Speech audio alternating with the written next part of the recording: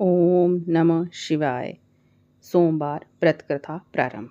एक नगर में एक बहुत धनवान साहूकार रहता था। उसके घर में धन की कमी नहीं थी, परंतु वह बहुत दुखी था क्योंकि उसके कोई पुत्र नहीं था। वह इसी चिंता में दिन रात दुखी रहता। पुत्र की कामना के लिए वह प्रत्येक सोमवार शिवजी का व्रत और पूजन किया करता था। तब सायंकाल मंदिर जाकर शिवजी के सामने दीपक जलाया करता था। उसके इस भक्ति भाव को देखकर एक समय माता पार्वती ने शिवजी से कहा, महाराज, ये साहूकार आपका अन्य भक्त है, सदैव आपका व्रत और पूजन पूरी श्रद्धा के साथ करता है, इसकी मनोकामना पूरी करनी चाहिए। शिवजी ने कहा, हे पार्वती, ये संसार कर्म क्षेत्र है। किसान खेत में जैसा बीज बोता है वैसा ही फल काटता है। उसी तरह मनुष्य संसार में जैसा कर्म करता है वैसा ही फल भोगता है। माता पार्वती ने अत्यंत आग्रह से कहा, महाराज, जब ये आपका अन्य भक्त है और अगर इसकी किसी प्रकार का दुख है तो उसे आपको अवश्य दूर करना चाहिए। आप तो सदैव अपने भक्तों पर दयालु होते हैं और उनके दुखों को दूर करते हैं। यदि आप ऐसा नहीं करोगे तो मनुष्य आपका पूजन तथा व्रत क्यों करेंगे? माता पार्वती का ऐसा आग्रह देख शिव जी कहने लगे, हे पार्वती, इसके कोई पुत्र नहीं है, इसी चिंता में यह अति दुखी रहता है। इसके भाग्य में पुत्र न होने पर भी मैं इसको पुत्र की प्राप्ति का वर देता हूँ, परंतु वह पुत्र केवल 12 वर्ष तक जीवित रहेगा। इसके पश्चात वह मृत्यु को प्राप्त हो जाएगा। इससे अधिक मैं इसके लिए कुछ नहीं कर सकता। माता पार्वती और भगवान शिव का ये वार्तालाप साहूकार सुन रहा था।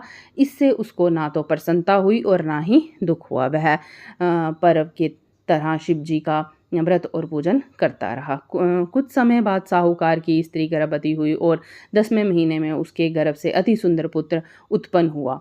साहूकार के घर में बहुत खुशी मनाई गई, परंतु साहूकार तो ये जानता था कि उसकी केवल 12 वर्ष की आयु है, इसलिए उसे अधिक प्रसन्नता नहीं हुई।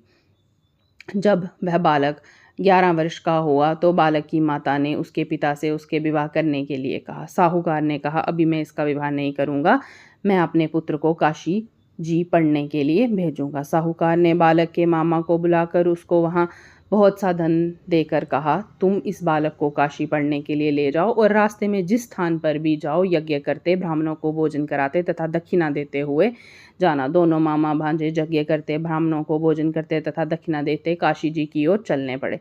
रास्ते में एक शहर पड़ा। उस शहर में राजा की कन्या का विवाह था, परंतु जो राजकुमार विवाह करने के लिए आया था वह एक आंख से काना था। उसके पिता राजा को इस बात की बड़ी चिंता थी कि वह राजकुमार को देखकर राजकुमारी तथा उसके माता पिता विवाह के लिए किसी प्रकार की अड़चन पैदा ना कर दें। जब उसने सेठ के आते सुंदर लड़के को देखा तो मन में विचार किया कि क्यों ना द्वाचार के समय इस लड़के से वर का काम चलाया जाए। ऐसा मन में विचार कर राजकुमार के पिता ने उस लड़के और उसके मामा से बात की। वह राजी हो गए। फिर उस साहूकार के लड़के को वर के कपड़े पहनाकर तथा घोड़ी पर बिठाकर कन्या के द्वार पर ले जाया गया। सभी कार्य प्रसन्नता से पूर्ण हो गए। राजकुमार ने पिता ने सोचा कि यदि विवाह कार्य भी इसी लड़के से करा लिया जाए तो क्या बुराई। एक विचार कर लड़के और उसके मामा से कहा, यदि आप फेरों और कन्यादान के काम में भी करा दें तो आपकी बड़ी कृपा होगी, मैं इसके बदले आपको बहुत सा धन दूंगा। दोनों ने इसे सहर्ष हर्ष स्वीकार कर लिया। विवाह कार्य बहुत अच्छी तरह से संपन्न हो गया। सेठ का पुत्र जिस समय जाने लगा तो उसने राजकुमारी की चुनरी के पल्ले पर लिख दिया, तेरा विवाह मेरे साथ हुआ है, परंतु जिस राजकुमार के साथ तुमको भेजेंगे वह एक आंख से काना है। मैं काशी जी पढ़ने जा रहा हूँ। सेठ के लड़के के जाने के पश्चात राजकुमारी ने अपनी चुनरी पर ऐसा लिखा हुआ पाया तो उसने कान्हे राजकुमार के साथ जाने से मना कर दिया। उसने अपने माता पिता को सारी बात बता दी और कहा कि ये मेरा पति नहीं है, मेरे विवाह इसके साथ नहीं हुआ है। जिस साथ मेरा विवाह हुआ है वह काशी पढ़ने गया। राजकुमारी के माता पिता ने अपनी कन्या को विदा नहीं किया और बारात वापस चली गई। उधर सेठ का लड़का और उसका मामा काशी पहुंच गए। वहां जाकर उन्होंने यज्ञ करना और लड़के ने पढ़ना शुरू कर दिया। जब लड़के की आयु 12 वर्ष हो गई, उस दिन उसने यज्ञ रचा था। लड़के ने अपने मामा से कहा, मामा जी, आज मेरी तबीयत कुछ ठीक नहीं है। मामा ने कहा, अंदर जाकर सो जाओ। लड़का अंदर जाकर सो गया और थोड़ी देर में उसके प्राण निकल गए। जब उसके मामा ने आकर देखा कि उसका भांजा मृत पड़ा है तो उसने बड़ा दुख हुआ। उसने सोचा कि अगर मैं अभी रोना पीटना मचा दूंगा तो यज्ञ का कार्य अधूरा रह जाएगा। अतः उसने जल्दी से यज्ञ का कार्य समाप्त करवाया। ब्राह्मणों के जाने के बाद रोना पीटना शुरू कर दिया। संयोगवश उसी समय शिव जी पार्वती उधर से जा रहे थे। जब उन्होंने ज़ोर ज़ोर से रोने की आवाज़ सुनी तो पार्वती जी कहने लगी, महाराज कोई दुखी रो रहा है, इसका कष्ट को दूर कर दीजिए। जब शिवजी पार्वती वहाँ पहुँचे तो उन्होंने पाया कि वह एक लड़का मृत पड़ा है।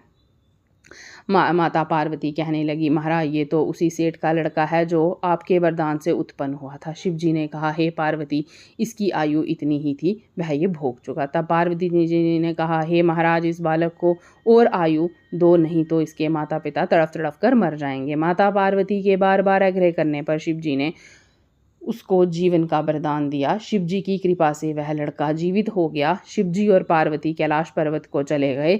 शिक्षा पूर्ण होने पर वह लड़का और उसका मामा उसी प्रकार यज्ञ करते, ब्राह्मणों को भोजन कराते तथा दक्षिणा देते अपने घर की ओर चल पड़े। रास्ते में उसी शहर में आए जहाँ उस लड़के का विवाह की राजकुमारी से विवाह हुआ था। वहाँ आकर उन्होंने यज्ञ आरंभ कर दिया। उस लड़के के वहाँ राजा ने उसको पहचान लिया और महल में ले जाकर उसकी बहुत आवभगत की। वहाँ से दास दासियों सहित आदरपूर्वक अपनी राजकुमारी और जमाता को विदा किया। जब वह अपने शहर के निकट आए तो मामा ने कहा कि मैं पहले तुम्हारे घर जाकर तुम्हारे माता पिता को खबर कर आता हूँ।